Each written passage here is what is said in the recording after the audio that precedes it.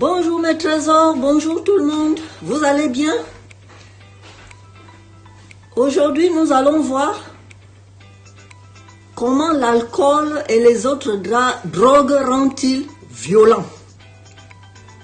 Voilà, je m'appelle Françoise Salamé, je suis coach de vie.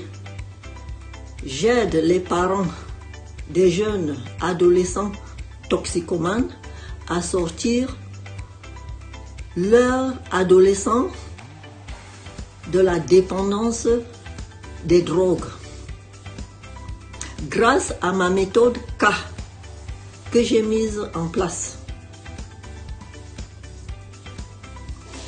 Il y a une grande diversité d'effets après la consommation des substances psychoactives. Elles causent également des dommages sociaux. Lorsqu'il y a une agressivité physique ou morale, c'est que l'un des agresseurs est sous l'effet des drogues. Le plus souvent, ce sont les hommes qui sont marqués par cette violence. Mais il arrive aussi que les femmes soient violentes après consommation de ces substances. On ne va pas l'exclure. Ces agresseurs sont des personnes ayant des troubles de comportement et de personnalité. Ils ont un contact avec un service de santé mentale. Il y a donc un lien avec la consommation et les substances psychoactives. Et l'agresseur, le plus souvent, ne connaît pas sa victime. Donc, attention, si on vous agresse quelque part en chemin, ça peut être quelqu'un qui est sous l'effet des stupéfiants. Faites attention parce que son comportement est imprévisible. Cette situation peut le conduire à la violence en cas d'agressivité. S'il se sent en danger, il devient très dangereux pour vous-même. Donc faites attention quand vous êtes dehors avec ce genre de personnes. Connaissez-vous des personnes autour de vous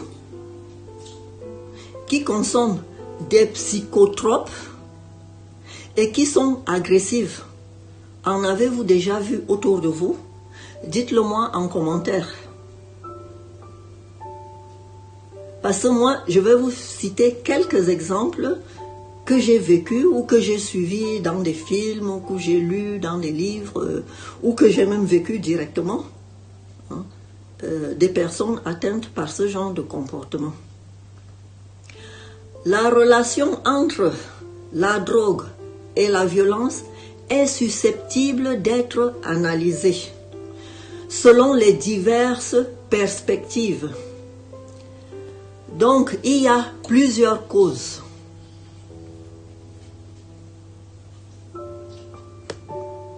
Je vais vous citer l'exemple de l'usage des stupéfiants, qui conduit à une perturbation temporaire des capacités cognitives.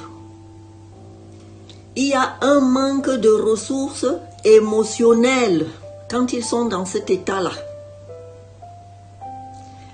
Et ça peut augmenter la probabilité de l'apparition d'une conduite agressive en cas de situation de conflit. Si le gars ou la femme ou l'homme qui a consommé des stupéfiants se sent en danger, elle devient agressive, violente. Donc, attention quand vous avez affaire à ce type de personnage.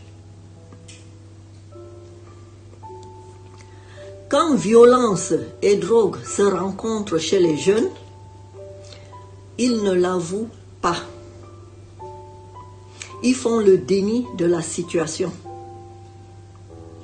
C'est pour cette raison que moi j'ai souvent vu des policiers qui aperçoivent, que ce soit dans les gares, les métros, autour des immeubles, dans la rue, quand ils voient des jeunes qui ont un comportement suspect, ils vont s'adresser à eux. Les jeunes vont leur dire qu'ils n'ont rien fait, mais par leur comportement, on voit qu'il y a quelque chose d'anormal. Alors que font les policiers? Ils leur fouillent les poches. Et s'ils ont quelque chose, ils vont trouver des stupéfiants, tout ce qu'il y a. Et s'ils sont en voiture, on fouille même la voiture de ces jeunes-là pour voir s'ils n'ont rien à cacher. Parce qu'en général, ils cachent tout ça. Ils ont de très bonnes cachettes et ils pensent que, comme ils cachent leur consommation, personne ne les a vus. Donc, comme je vous disais que la consommation des stupéfiants conduit à la violence, je vais vous donner l'exemple d'un cas qui s'est passé la semaine dernière au Gabon. J'ai reçu des vidéos des personnes qui habitent là-bas qui m'ont envoyé, et il y a un jeune qui habitait avec sa maman. Je suppose qu'elle s'occupait bien de lui et tout, mais lui, étant sous l'effet des stupéfiants, a agressé sa mère dans leur propre domicile parce qu'ils habitaient ensemble. Alors, il a agressé sa maman avec une arme blanche, donc un couteau, et il lui a asséné 30 coups de couteau. Et cette maman est tombée à la suite de ses blessures. Quand il a vu sa maman inerte, sans vie, il a pris lui-même l'initiative d'amener sa mère à l'hôpital. Arrivé à l'hôpital, il a raconté l'histoire, ce qui s'est passé. Donc l'hôpital, je suppose qu'ils ont appelé la police. Et donc, c'est à l'hôpital que la police est venue l'arrêter. Et la mère est décédée à la suite de ces coups. Voilà un cas de violence sous l'effet des stupéfiants.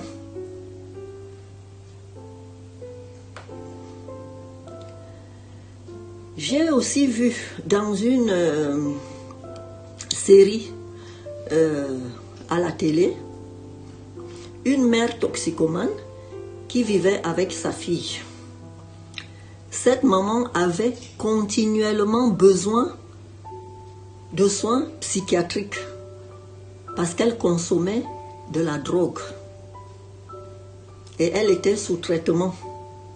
Et ce traitement était tellement lourd, il fallait acheter les médicaments, il fallait payer le personnel médical. Et cette maman habitait avec sa fille. Cette fille était au lycée. Mais quand elle a compris le problème de sa mère, elle s'est mise à vendre elle-même de la drogue au sein de l'établissement. Comme j'en ai parlé dans une de mes vidéos, la vidéo de la semaine passée, si vous allez voir, j'ai parlé de la drogue au sein des établissements, que parfois ce sont leurs propres camarades qui leur vendent ça. Donc cette fille s'est mise à vendre de la drogue à ses propres camarades au sein de l'établissement pour pouvoir avoir de l'argent et payer les soins médicaux de sa mère. Voyez-vous comment les rôles s'inversent? C'est la fille qui s'occupe maintenant de la mère. Et la maman ne savait pas qu'elle est devenue vendeuse de drogue. Quand elle a remarqué que sa fille avait de l'argent de temps en temps, et elle étant sans ressources, et quand elle est dans le besoin, elle a demandé à sa fille de lui donner de l'argent. Et sa fille, sachant que c'était pour aller s'acheter de la drogue, a refusé de lui donner. Et cette situation a créé de l'agressivité sur sa mère. Elle a donc cravaté sa fille pour l'obliger à lui donner de l'argent. Sa fille a réussi à à se débarrasser de sa mère, elle a couru dans sa chambre et elle a fermé la porte à clé. Et heureusement qu'elle a gardé son sang-froid. Et pendant qu'elle était dans la chambre, elle a appelé l'hôpital. Elle a raconté ce qui est en train de se passer chez elle. Et donc, l'hôpital, connaissant déjà la maman, a envoyé une ambulance la chercher et on l'a conduit immédiatement à l'hôpital où on l'a hospitalisée parce qu'elle était violente et elle était en pleine crise, comme on dit.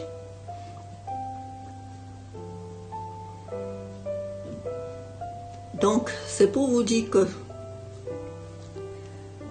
les personnes qui consomment des stupéfiants, en cas de conflit, deviennent agressives.